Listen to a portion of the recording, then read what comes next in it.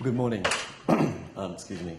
It's a pleasure to be with you and to have been invited to present some of my very humble work at this stage, when by comparison with Professor Zhang's work, it seems no bigger than a fly on an elephant, I think, because of the substantial work he's been doing in neuropsychology and investigating herbal medicine. I come to you not as a professor or a doctor of herbal medicine, but as a clinician who in the past practiced for about 15 years as a Western-trained medical herbalist. Only during my practice career did I discover Chinese herbal medicine and the contribution that it can make to profoundly influencing my patients' well-being. My early experiences were in the area of immunology, particularly related to post-cancer treatment with chemotherapy and radiotherapy, discovering Huang Qi formula, an 8-herb formula that has since been developed progressively over the last 25 years into a medicine that is used extensively in Australia as a companion therapy. So the notion of a positive contribution to conventional therapy using TCM has been something that I've been very passionate about. My first real awakening in regards to the energetic concepts of TCM, because as I say, I'm not TCM trained, I'm Western herbal trained, was the discovery that the menopause, which in Western therapy is fairly poorly managed, is due to a joint deficiency of yin and yang with this deficient heat rising in the body to cause a whole raft of troubling symptoms. It was that notion that energetic influences can impact holistically that drew me more and more closely to studying Chinese herbal medicine. Today, my presentation's on very interesting Chinese herbal medicine, an 1800-year-old Chinese herbal medicine. In the West, we call it Minor Bupleurum Combination. In TCM, it's called Sha Chai Hu Tang, and in Campo medicine, it's Sosakatu. And because of its age, and I think because of its tradition of use, it seemed respectful from my perspective as a researcher, as a clinician first and then a researcher, not to meddle too much with it, not to try and change it too much. But invariably, you must make contribution to the development of the medicine. And from our perspective, we used hydroethanolic solvents to prepare the medicine rather than standard decoctions, which is a traditional method to boil the herbs and drink the tea. So our approach is to extract it in a large-scale extraction plant, which is a vacuum concentrated extraction, closed-circuit extraction system. So you can retain all of the volatiles, you can retain all of the constituents, and you can deliver a broad spectrum formulation rather than just an isolate. An isolate was not the target or the aim for our study.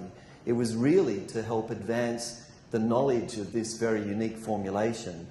And in particular, because as a young practitioner, I found that this medicine had quite interesting effects on allergic responses in the body, yet there's no traditional concept per se, traditional TCM concept for allergy, not that I am aware of. At least I didn't think so until I started to investigate this formula further. So allergy in TCM really teaches that external pathogens can cause illness. In Chinese herbal medicine, particularly due to deficient qi, or defensive qi as it's called. That's the body's capacity or energetic capacity to fight infection or fight pathogens. Now, a pathogen is a disease-causing organism or potentially a disease-causing substance. Adequate defensive qi is said to be underpinned by strong kidney energy or kidney jing, which is the congenital qi, the energy that we're born with. It's like the charge in your battery.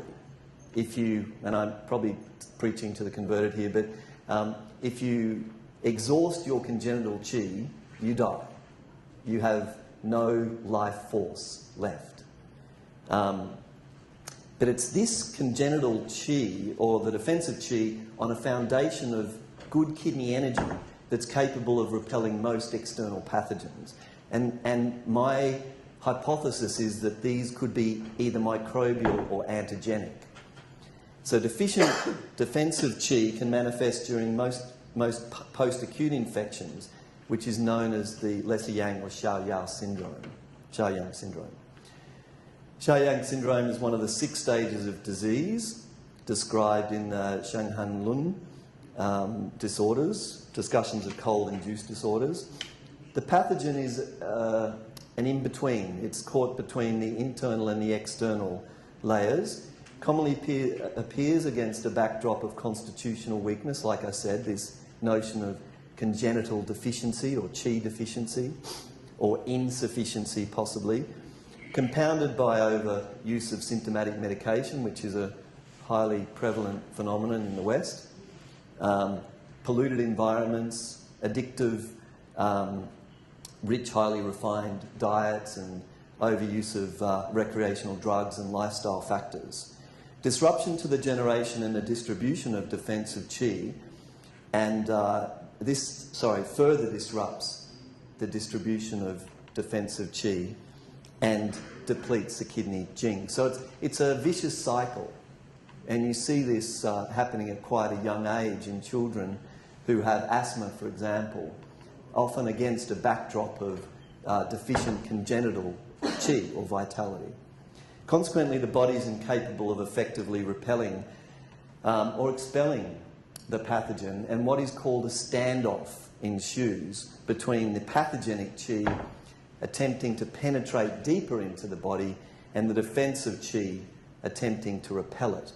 In this standoff situation, or what's called the Chaoyang Syndrome, usually Shao Chai Hu Tang is applied.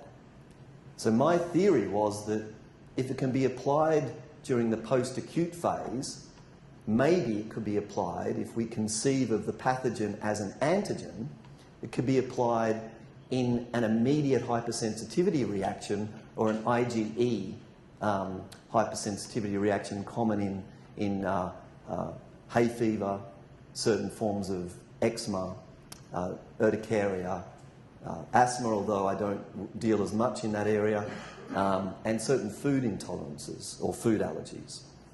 So this symbolises the fight between the external pathogen and the internal defensive qi.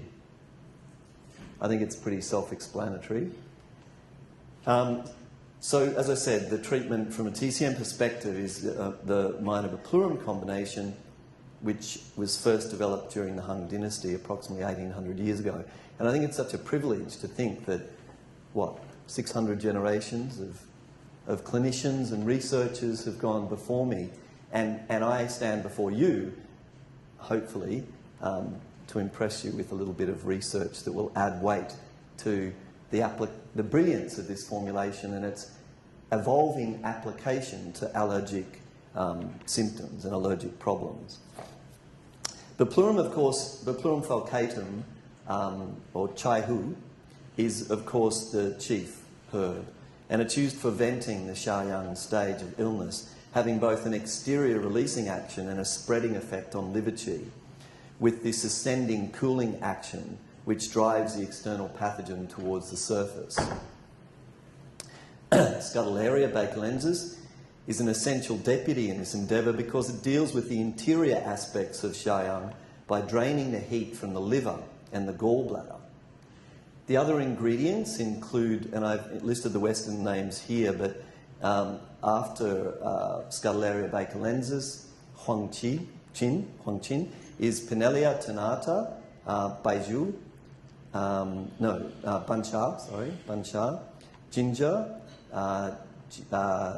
what is it? Xiangjiang, Panax ginseng, Ranshan, Dazao, and Gungkao. Licorice is the last. The bioactive constituents that we've identified as the most likely compounds to be of interest in regards to an anti-allergic effect have been the saposaponins in Bupleurum, the bacaline in Scutellaria or Huangqin, uridine and other nucleosides in the Pinellia, although there are traces of ephedrine, which is interesting. We don't talk about that in Australia because ephedrine's a restricted compound. So I never let too many people know in Australia that it's got traces of ephedrine, otherwise our regulatory authority is likely to ban it. And it's such a wonderful herb, the Pinellia tenata, for asthmatic conditions, for respiratory conditions, and for anywhere where there's rebellious qi that won't enter the body or won't descend as it should. Even in regards to certain digestive complaints, it can be very beneficial. The gingerols, of course, the ginsenosides in ginseng, the jujuba saponins in Ziziphus jujuba, the red date, Chinese red date, and the glycyrrhizinic acid in licorice. Here is a list of, and I won't go into too much detail, just a little bit of the evidence that we found, the published evidence. Some of them are systematic reviews, but in most cases they're animal studies. It's amazing how little work has been done on human in vitro studies, in vivo studies, or clinical trials in regards to this formulation for its anti-allergic effects. I mean, a lot has been done on, you know, hepatic disorders, hepatitis, a whole range of conditions. It's a very, very well researched and highly credentialed formula, but there's so little on it. In fact, what we found was more a list of specific studies on the individual ingredients, not on the formulation as a whole. And this is where I think our research seemed to be a little bit novel. The individual ingredients all seem to have some specific action against histamine, most likely via an inhibition of or an antagonistic effect at the receptor level, but possibly a direct antihistamine effect to neutralize histamine. So these were some of the compounds that we found. The PubMed references are on the right. This will definitely be published along with other notes, I believe. My presentation will be available to anyone who's interested. So fundamentally, the summary of the evidence that we could find in a nutshell was that the administration of Sha Chai Hutang Minor Bupleurum Combination demonstrated a dose-dependent effect to significantly inhibit, well, this is more a hypothesis, although there's some supporting evidence from that PubMed reference in the bottom, but there's a dose-dependent effect on histamine release, as shown in mast cells of rat, and the proposed mechanism of the effects would be attributed to an inhibition of IgE receptor-associated protein phosphorylation in the histamine release pathway. That's where we got to in our research. But in terms of our own investigation, we proposed to initially look at some molecular modelling to get a better idea of the constituents' potential to act as antagonists to the H1 receptor, the histamine receptor, which is a part of most mucosal cells and acts as part of our natural immune responses. But when it's overactive, of course, we get these developing symptoms associated with allergic response. So our the investigation that I want to present today was of the anti-allergic constituents in the traditional formula and their potential to block the human H1 receptor, histamine receptor. We collaborated with a company in Australia called Computus Bio-Nanotech that had developed a very interesting system for computer modelling the various drug compounds and target receptors. So the aim was to investigate the potential binding modes of compounds that we found or identified, and we identified 13 that appeared in the literature and we felt had potential antihistamine effects. We did the virtual screening using multi-fragment molecular dynamics, which was this method developed by the Computus Nanobiotech company. They based it on X-ray modelling of the histamine receptor, which, you know, defined what the shape of the receptor site, or the binding pocket, as it's called, the shape of the binding pocket, which is very important when it comes to seeing what molecules can bind in that pocket. If they're too big, they can't fit. It's a simple matter of physics. They're not going to have any effect on that receptor if they can't get into the binding pocket. And the deeper they get into the binding pocket, the better.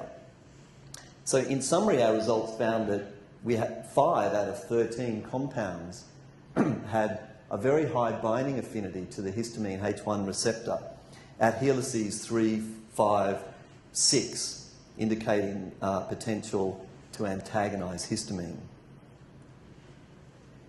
Just very briefly, the multi-fragment molecular dynamic system is based on a method that was developed, as I say, by the Computus Nanobiotech for computational design of protein inhibition, conventional target binding sites, so usually receptors, of course.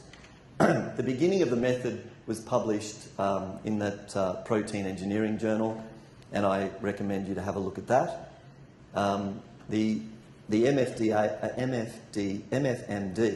has successfully predicted ligand binding modes and optimized inhibitors for numerous targets in collaboration with both academic and pharmaceutical industry.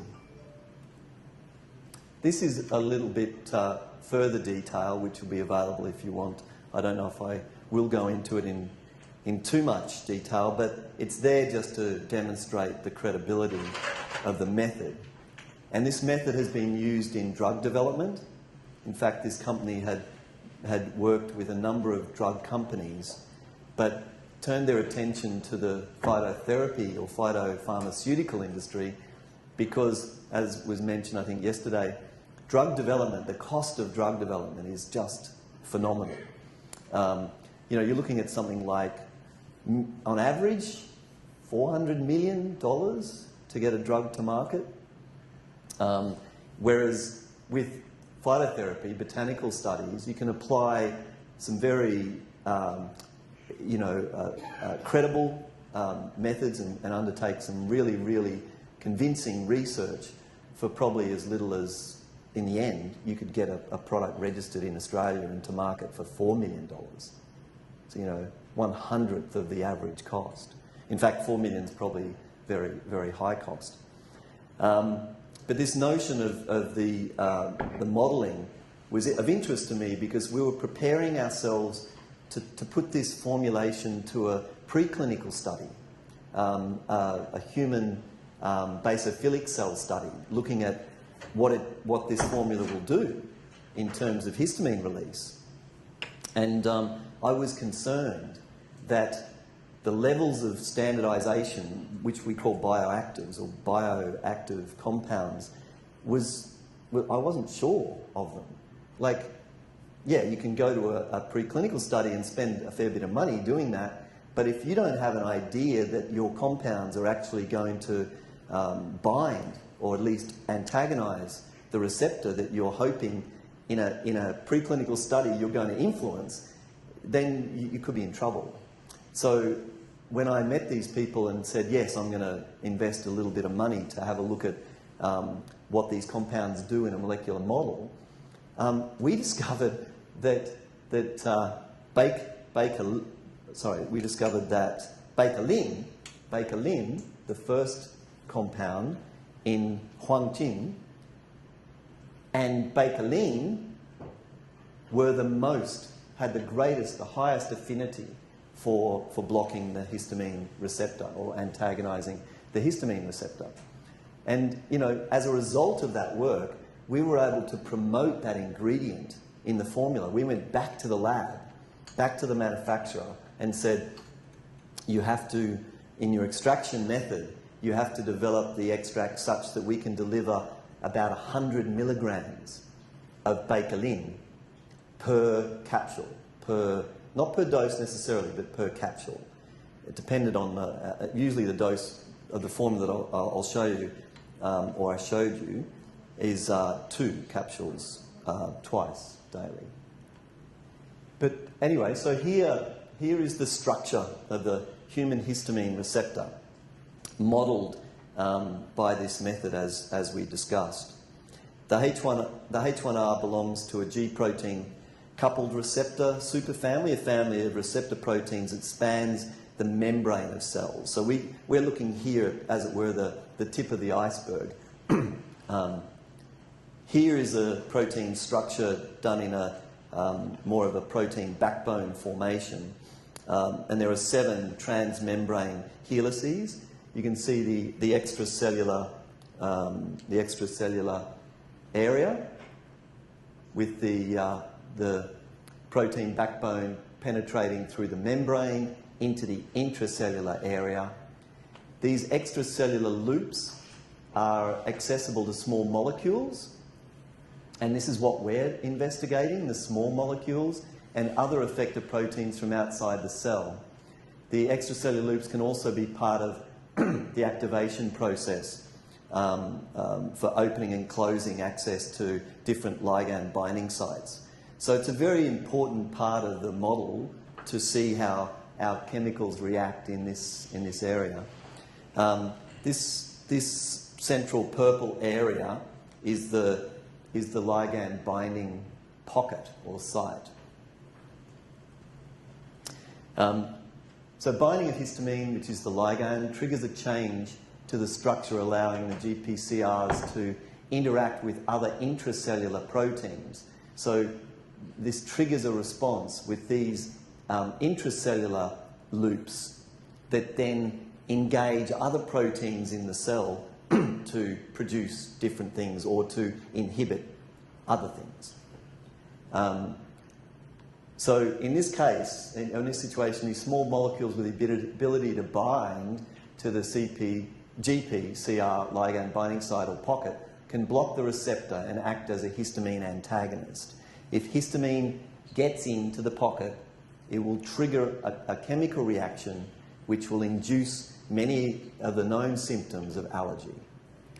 If we can block that pocket, then we inhibit histamine from doing its work. 13 bioactive compounds from MBC were screened, and 5 could bind to the Gpcr binding pocket. I mentioned them before. There was bakelin, 6 gingerol, 10 gingerol, and 6 chagal. Now, these were the only ones we found out of the 13. That's not to say that this model is emphatic. It's not absolute, because once you get into further preclinical work and cell studies, other things can be uncovered. And I can share just briefly with you at the end what we did uncover, although the data is fairly early at this stage, but I'll discuss that with you shortly. So what we're seeing here is the bound conformation of bakelin, which is the yellow and red stick model deep in the pocket. Do you see here the shadowed area here, which is indicating a pocket? This is the Gpcr binding pocket where histamine would normally go.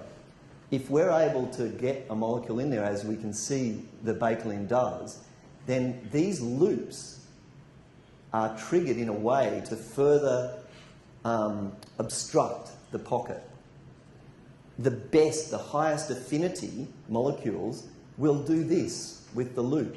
We'll trigger it to overlay the pocket hole while it embeds deep in the pocket and inhibits any other molecule from getting in there, as long as it is in place. Which, is for further study, whatever the half-life will be, we don't know exactly. Actually,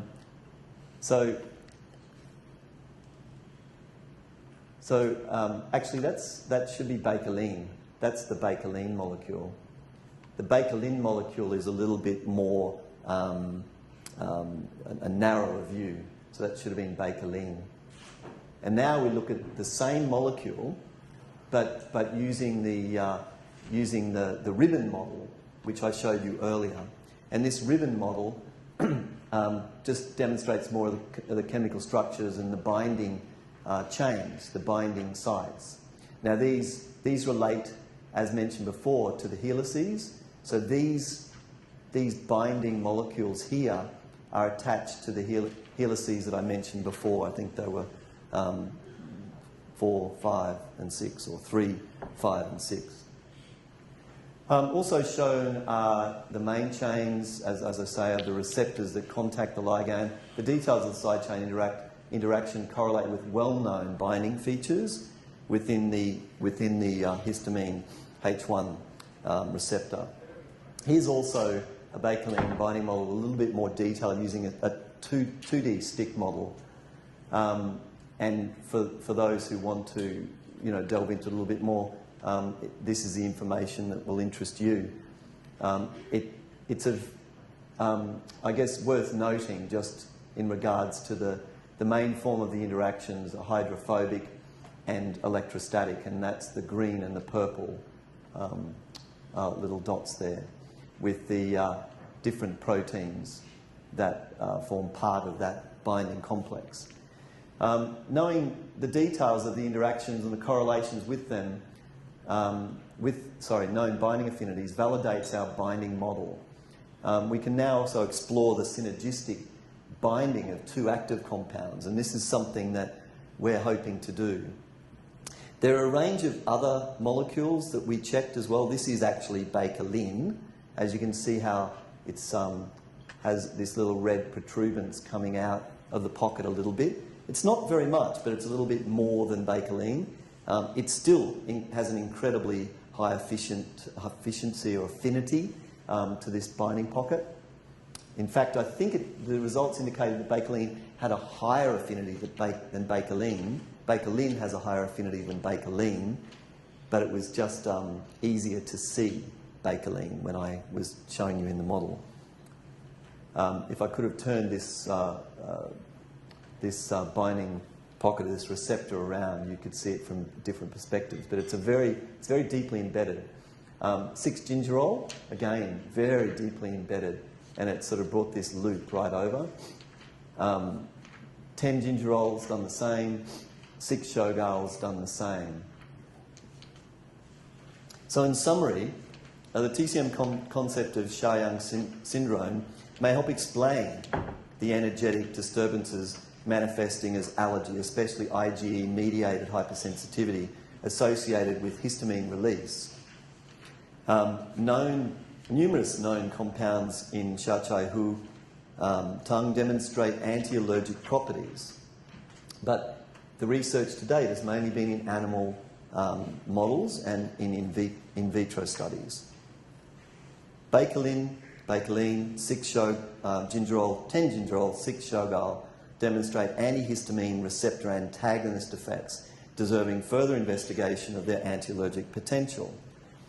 To our knowledge, this is the first time that MF-FD-VS, which is the virtual screening method I just showed you, has been used to demonstrate the histamine receptor antagonistic action of active constituents of Minor Bupleurum Combination. For interest, and again, I didn't put it on the slide because I've only just received the data yesterday, but the study that we're doing is in duplicate, of course, using human basophilic cells, and we're applying some different articles, different test articles, and we're using a conventional antihistamine as a positive control. What it's shown is that even those substances that we've mentioned, and I'll point to them again. So bakelin, 6-Shogol, gingerol, 10-gingerol, 6-Shogol, even though they're the only 5 that molecular modelling demonstrated, there are limitations to all scientific inquiries. We put these compounds together in a single combination, and we put the whole formula standardised to different bioactives as a first article. This was the second article, test article, and then we used the antihistamine as the positive control. What's interesting is that these have come back, and we did them at various concentrations, of course. These have come back as having good antihistamine effect, but not as good as the drug. Not as good as the drug. Yet, the whole formula, which must have more activity in an antihistamine sense, or more, let's say, synergistic effect, and I think this is probably what we're going to discover, that there are other compounds that aren't necessarily antihistamine, but they're having potentiating effects on the primary antihistamine compounds. The whole formula was marginally better in its effects than the drug. So we're going to duplicate that research and prepare a paper to publish. But I think what it demonstrates, or what it helps to reaffirm for me, is that traditional Chinese medicine has some deep and ancient wisdom that we cannot simply define scientifically. I think there's always going to be a need to pay respect and give credit to the traditional methods of applying and insights and understanding that help us stay on track with our research. Otherwise, we can go way off track. You know, if we just go down the phytopharmaceutical path, or the pharmaceutical path, we're going to isolate the hell out of a formulation like this. And we're going to get nowhere in the end. It's going to be reduced to basically a pile of dust in a petri dish. Because fundamentally, this formula has worked for 1800 years because it's a complex polypharmacy combination. It's based on traditional formulating principles with profound meaning, profound relevance to the clinician. And in the end, it's got to be what we're here for. We're demonstrating the therapeutic potential of these substances for the good of humanity, for the betterment of individuals and the improvement of health. So I recommend you to investigate further this formulation, this wonderful medicine with its immune modulating action, and I'm happy to field any questions if you have any. Thank you.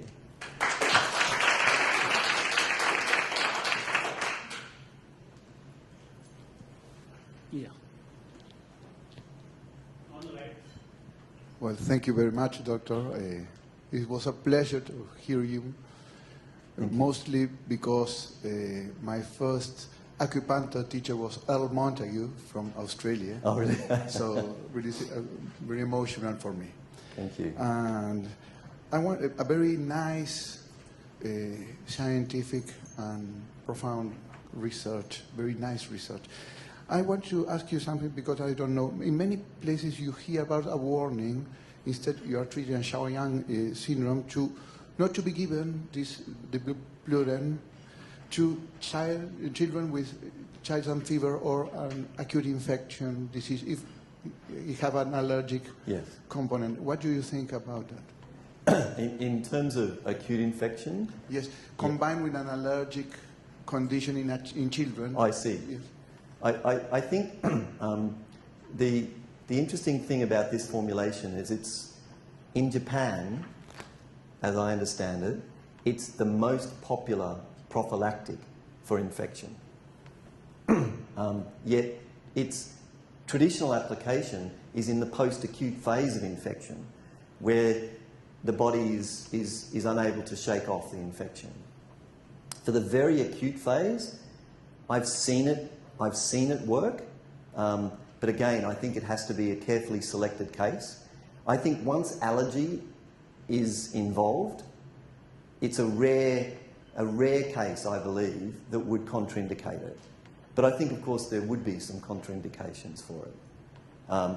That sort of rising cooling effect that Chai-Hu has may indeed not be a positive effect when at the acute stage of infection it may be necessary to rally the body's defences. You don't want to be sending, dissipating the response too quickly. It may be that there'll be some specific contraindications, but where the predominant manifestation, I think, is allergy symptoms, is histamine or calls for an antihistamine.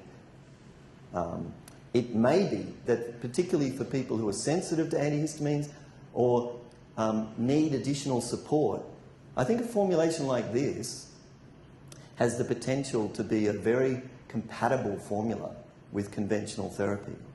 And it may be that we can minimise the required drug regimen by adding this to it. And that's ultimately, I think, what I'd like to demonstrate.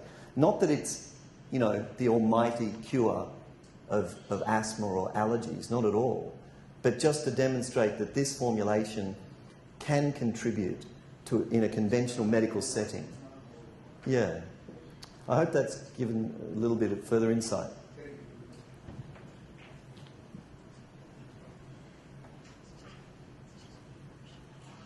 Thank you very much for enlightening us, which is on this with your topic, which is highly scientific. I just want to maybe make a suggestion based on your research. You are making your research on human basophilic cells. You use them as a to stimulate release of histamine, right? Yes. We know that apart from histamine, we also have from human basophilic cells. We also have other cells that are closely related with human basophilic cells, like the mast cells. Yes. So, and we know that actually it's the degranulation of these mast cells and basophils that lead to release of histamine. So I don't know if maybe you can also include the mast cells in your this to see if that can be possible. I don't know. I'm just giving a suggestion, though. No, but thank you.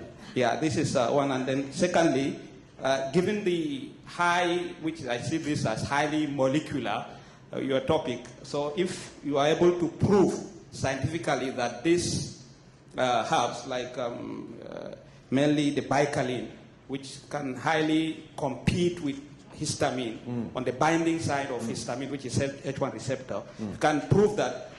Don't you think that this your research can be maybe made to maybe divert from the this traditional thing to maybe conventional based? Maybe the pharmaceutical companies can see this and maybe take it, because what they usually do also in that, we know that they actually look for scientific basis of whatever they are doing. If you can prove that, then I think maybe. So I don't know what you can say about that. Yeah. Thank you very much. Thank you, sir. Thank you very much. No, I appreciate that. Certainly, we found that the human basophilic cell had a higher propensity to demonstrate the histamine response than the mast cell. So I think we're looking to be able to measure a greater response. But I appreciate what you're saying. And it may also have been an issue of availability, I'm not sure. But my research associate, who is a Chinese doctor as well, has sort of chosen this cell line and was very adamant that we should look at it. But thank you for your suggestions. And I do appreciate that Bakelin might be a drug of the future, but I think it's got a long way to go still. Thank you very much. Thank you. Oh, yes. Dr. Chan.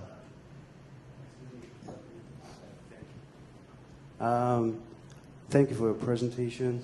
Did you check the allergic factor except H1 receptor because you suggest the formulation contains a lot of compounds, right? Yes. So multi-compounds means multi-target and multifunction. Oh, yes. So, yeah. Yes. This is the interesting thing. In Australia, we have a regulator that is basically quite, not draconian, but a little bit sort of repressive.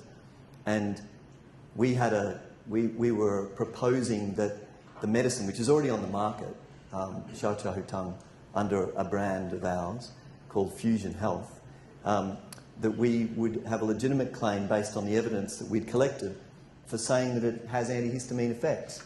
But we were denied that.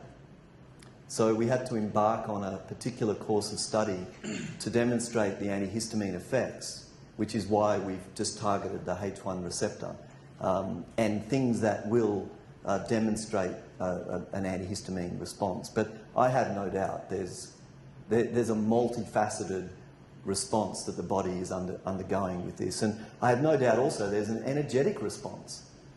It would probably take another 600 lifetimes of my own to fully investigate what this formula may do. We know it has profound immunomodulating effects as well on interleukin, on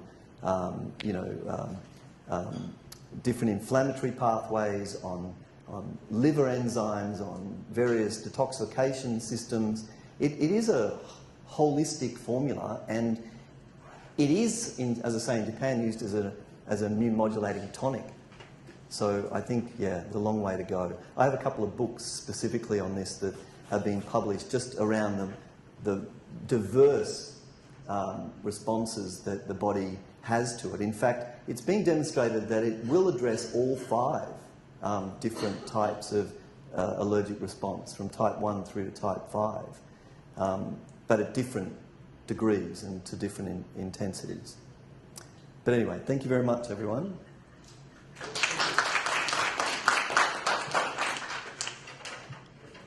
Thank you very much. Thank you.